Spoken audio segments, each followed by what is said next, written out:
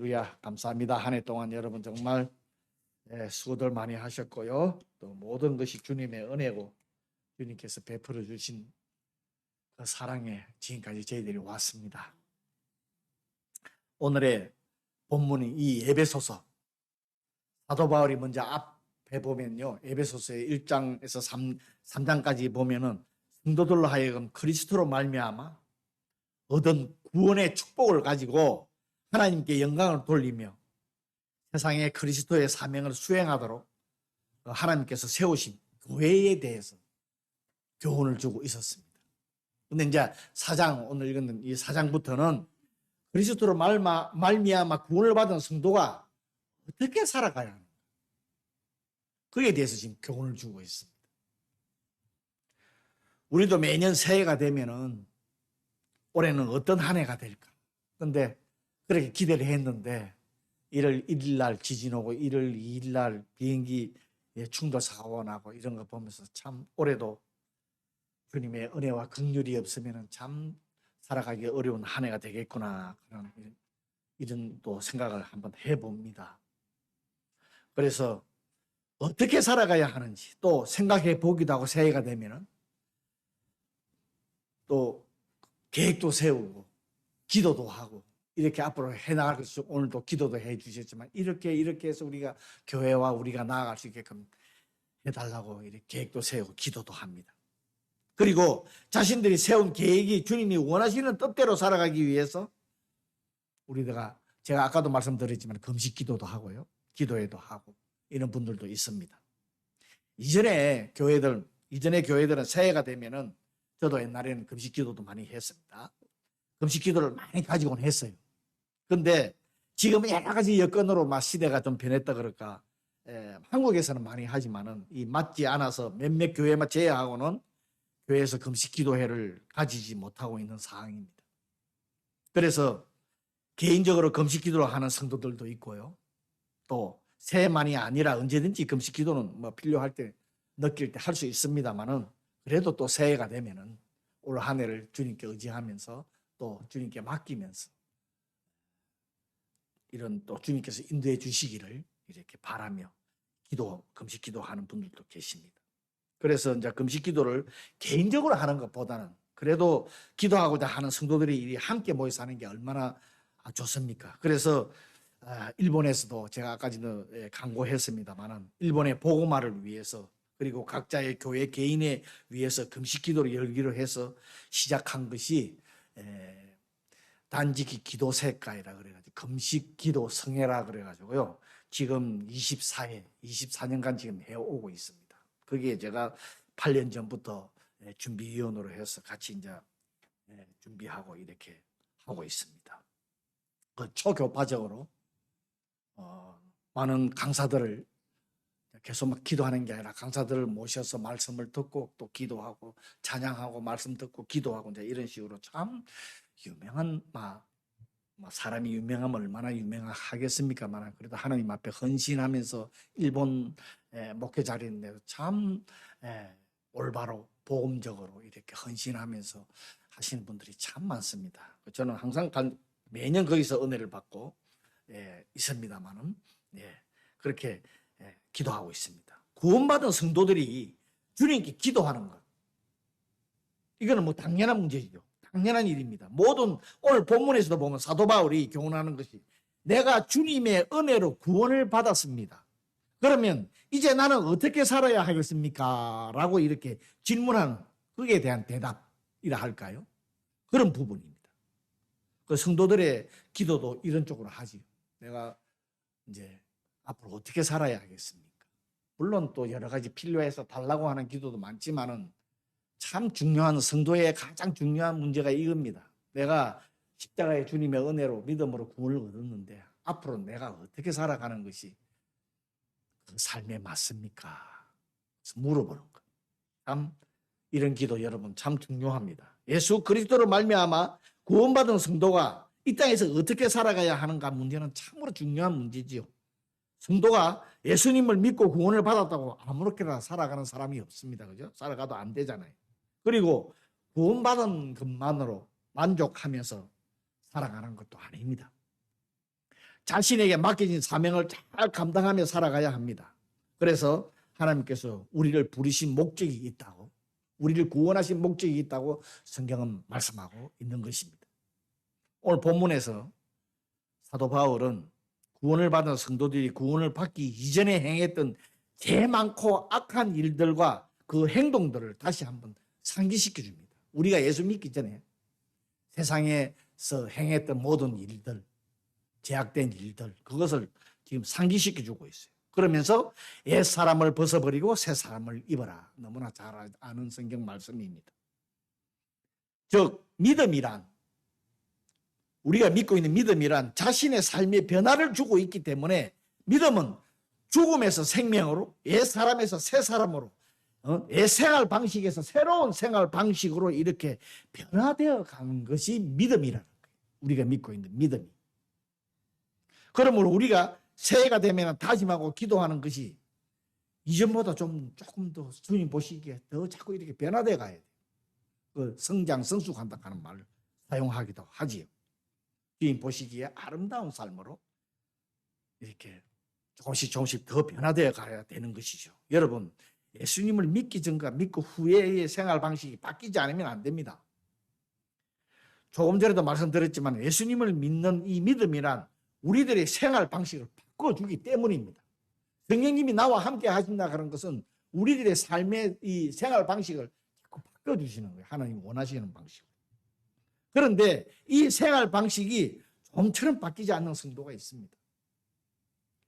올 한 해는 주님이 원하시는 방식으로 바꿔가는 우리가 되기를 바랍니다. 물론 어떻게 바꿔야 되는가 이제 지금부터 여러분과 함께 나눌 겁니다. 오늘 보면 17절에서 19절까지 보면은 옛 사람의 생활에 대해서 말하고 있습니다. 그 당시 에베소 교인들은 유대인도 있었지만은 대부분이 이방인들이었어요. 그래서 바울이 그들에게 그리스도를 믿기 이전에 그들의 삶의 방식에 대해서 이제 기억나게 해주는 거예요. 너희들이 이방인들이 믿기 전에 너 이방인 생활에 대해.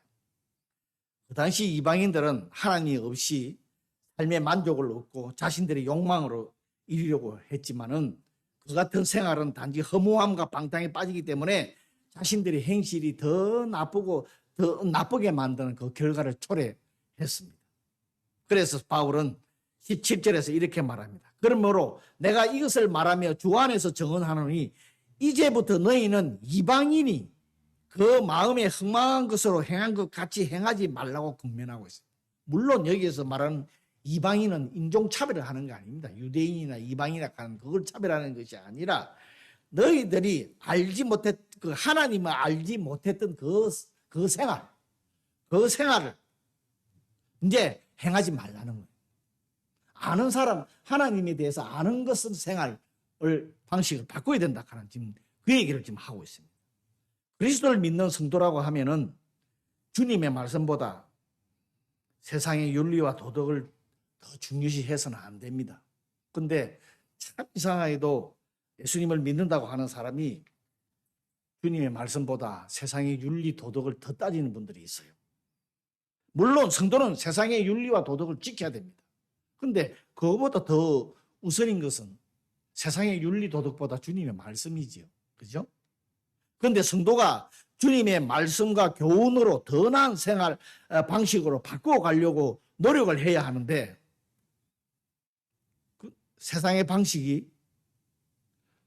방식에다 더 초점을 맞춰서 거기에 대해서 살아가는 성도가 있어서는 안 됩니다, 여러분. 우리가 새 사람 방식으로 바꾸어지지 않는 것은 옛 사람의 속성을 지니기 때문에 예수를 믿는다고 해서 그냥 새 사람이 바로 된 건 아닙니다. 항상 옛 사람의 방식을 우리들이 가지고 있는 거예요. 그러므로 우리는 항상 주님의 말씀에 내 자신을 쳐서 복종시킨다 하는 이런 말씀이 있죠. 그것이 필요한 거예요. 여러분, 새해에는 우리 모두 새 사람으로 계속해서 만들어가는 성도가 되기를 바랍니다.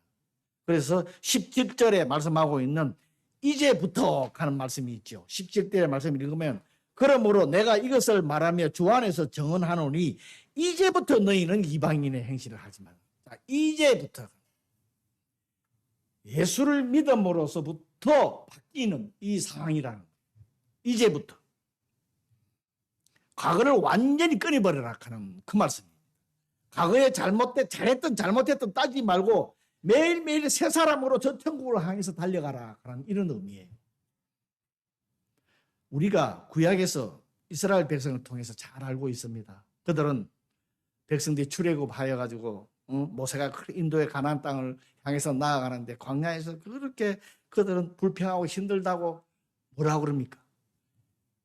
애굽에 종살이 했던 대로 돌아가겠다 그래요. 오늘에 말하면 옛날 방식으로 돌아가겠다. 그래서 그들은 모두 광야에서 사라지고 말았습니다. 여러분, 사도 바울이 오늘 우리들에게 말하고자 하는 것은 우리들에게도 이러한 불행한 사태를 일어나면 안 된다는 거예요. 자꾸 매일매일 새로운 방식으로 바꿔나가야 됩니다. 우리는 하나님으로부터 하나님의 부르심 받은 성도니 과거에 연연하지 말고 새 사람으로 저 천국을 향해서 계속해서 이렇게 달려가야 된다 하는 그 말씀만 하고 있습니다. 하나님을 모르는 이방인들 18절에 보면 하나님의 생명에서 떠나 있는 사람으로 묘사하고 있어요. 영적으로 죽은 사람을 표현하죠. 이런 사람은 허물과 죄로 죽은 상태를 가리키는 거예요. 여러분, 기독교는, 우리가 믿는 기독교는 나쁜 사람을 좋은 사람으로 바꾸는 게 아니에요. 죽은 사람을 살아있는 사람으로 바꾸는 거예요. 죽음에서 생명으로 바꾸는 거라고. 그 다음에 허물과 죄로 죽은 상태가 왜 되는가 하면은 그 다음부터 말씀이 나와요. 총명이 어두워지고 그들 가운데 있는 무지함과 그들 마음이 굳어짐으로 말미암아 죽은 상태가 된다는 것을 말씀을 하고 있습니다. 그리고 오늘 19절 말씀을 계속해서 보면은 감각이 없는 자가 되어 자신을 방탕에 방임한다. 방탕에 그냥 내맡긴다는 거예요. 그리고 더러운 것을 욕심으로 행한다고 이렇게 기록하고 있습니다. 여러분, 오늘 18절과 19절에서 교훈하고 있는 것은 총명이 어두워지고 무지하고 마음이 굳어지고 감각이 없어지고 자신의 몸을 방탕에 맡기고 더러운 것을 탐욕으로 하는 것, 하나님을 모르는 사람에게만 있는 것이 아니라는 거예요. 성도에게도 예수 그리스도 안에 있는 진리를 듣고 배우는 가르침 속에 거하지 않으면 이렇게 될 수 있다는 것을 지금 교훈하고 있는 거예요. 그게 영적으로 어두워진다는 거예요. 계속 우리가 새 사람으로 성장해 나가지 않으면 이런 상태가 된다. 그래서 우리의 생각과 판단이 흐려진다는 거예요. 그래서 잘못 행동으로 옮긴다는 거예요. 여러분도 경험이 아마 있을 거예요. 성도에게도 예수 그리스도 안에 있는 성도는 예수 그리스도 안에 있는 진리를 듣고 배우는 가르침 속에 거하지 않으면 이렇게 될 수 있는 것입니다. 그래서 바울은 오늘 22절과 23절에 보면은 새 사람이 될 수 있는 것을 알려주고 있습니다. 즉 성도는 헌옷을 벗어버리고 새 옷을 입는 것처럼 묘사하고 있어요. 여러분 잘 아시죠? 옛사람과 새사람. 성도는 영적으로 헌옷을 계속 입고 있으면 안 된다는 거죠. 항상 새 옷으로 갈아입어야 합니다. 무슨 옷 얘기하는 건 아니죠.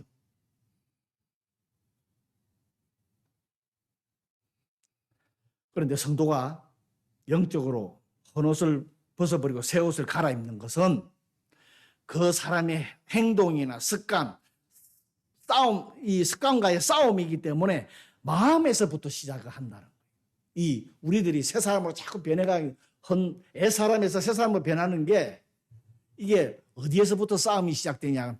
자신과의 싸움에서 마음에서부터 시작이 된다는 것을 그것을 이제 오늘 말씀에서 보면은 오직 너희 심령이 새롭게 되어 가는 이 말씀을 하고 있습니다. 마음의 변화를 강조하고 있는 거예요.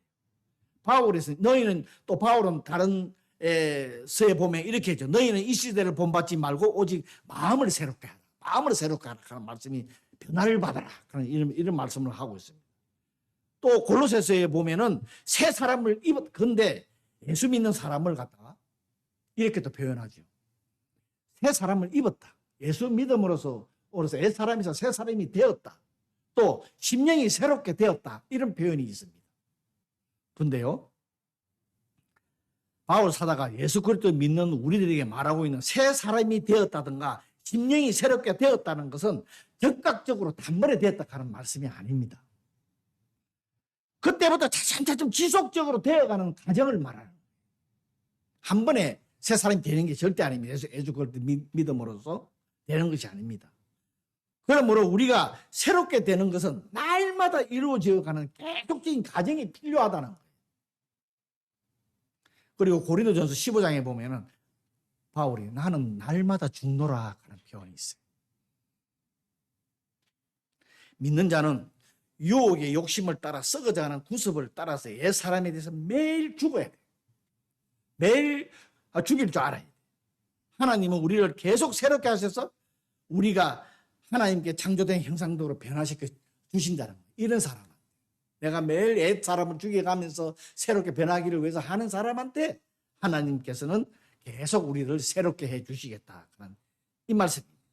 그런데 이 변화는 심령의 변화로부터 시작이 됩니다. 그 다음에 행동이나 습관 변화에 따라서 이제 습관이나 자기 행동으로 마음에서부터 이 변화가 심령의 변화가 시작이 된다는 거예요. 여러분, 우리가 새 사람으로 새 옷을 입고 날마다 심령이 새롭게 될 수 있는 것은 오늘 앞에도 말씀이 나오죠. 그리스도에게 배워야 되는 거죠. 기록되어 있습니다. 그런데 이방인들은 20절에 보면은 오직 너희는 그리스도를 그같이 배우지 아니하였다. 안 배웠다는 거죠. 이 같은 방식으로, 그러니까 옛날에 이방인 같은 방식으로 살아왔다는 거예요. 이런 방식으로 살아서는 안 된다는 거예요. 즉 우리들에게 아직도 세상의 습관이나 세상적인 삶에 살아가는 방식이 우리들의 몸에서 완전히 벗어버리지 않고 몸에 배어 있으면 우리들에게 작은 문제나 무슨 조그마한 풍파가 달려와도 마음이 불안하고 두렵고 그 마음을 다스릴 수 없어서 올바른 판단, 생각과 올바른 판단과 행동을 할 수 없다 하는 그 말씀을 지금 하고 있습니다. 여러분, 바울이 로마서에서 옛 사람을 예수와 함께 십자가에 못 박았다 하는 고백을 했죠. 자기의 옛 사람을. 우리도 우리의 옛 사람을 십자가에 예수와 함께 못 박은 사람들입니다. 예수를 믿음으로 인해서. 그런데 우리들이 못 박은 이 옛 사람이 자꾸 살아난다는 거예요. 되살아난다. 그래서 계속해서 옛 사람을 죽여야 다시 새 사람으로 시작할 수 있는 것입니다. 그리고 우리가 새 사람으로 날마다 변화되기 위해서는 오늘도 말씀에 나오지만 심령이 새롭게 되어야 한다. 이 심령이 새롭게 되어야 한다 하는 말씀이 무슨 말씀입니까? 심령이 새롭게 된다는 것은 심령은 영을 가리키기도 합니다. 성령을 가리키기도 하는데요. 여기에서는 보면 우리들의 생각과 판단하는 생각을 말해요. 마음의 중심을 말해요. 오늘 이 본문에서는 인간은 마음으로 생각하고 그 생각한 대로 자기가 결정해서 행동으로 옮깁니다. 그건 모든 사람들이 다 그래요. 그죠?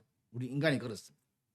그런데 마음의 변화에 따라 생각하고 모든 것을 결정하는 사람들이 많습니다. 이 변화가 막 일어난다는 거예요. 저도 그럴 때가 있죠.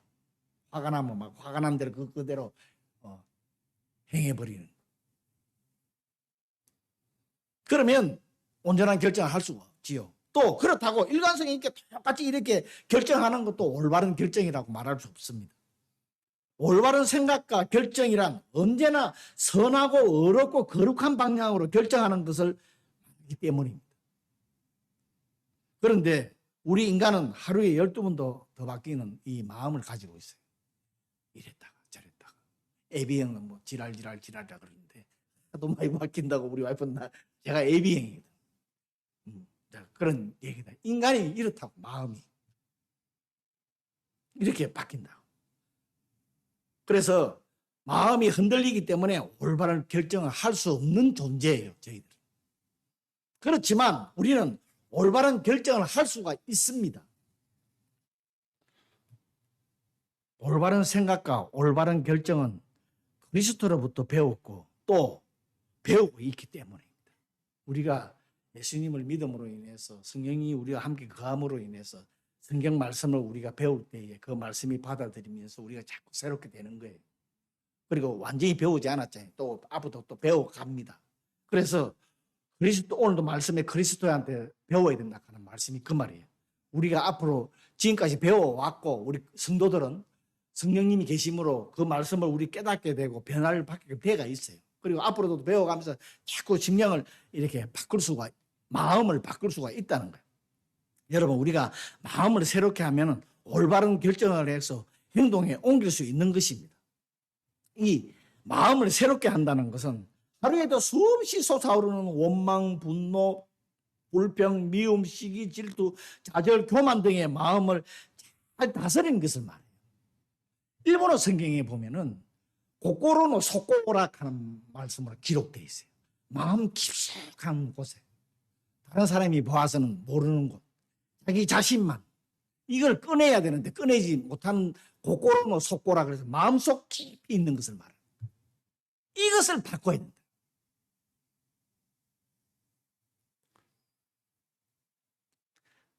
그러나 먼저 우리가 그동안에 잘못 생각하고 잘못 결정하고 아까 기도도 해주셨지만 그 행한 것들을 먼저 깨닫게 해달라요. 내가 지금 행하고 있는 것이 올바른 것이 올바로 행하고 있는가 잘못 행하고 있는가를 깨달아야 돼. 사람이 그걸 깨달아야 잘못을 알고 그것을 다시 방식을 새롭게 바꿔서 그 길로 나아가. 이 깨닫지 못하면은 모든 것이 헛그래 계속 잘못된 길로 걸어갈 수도 있을 수도 있습니다.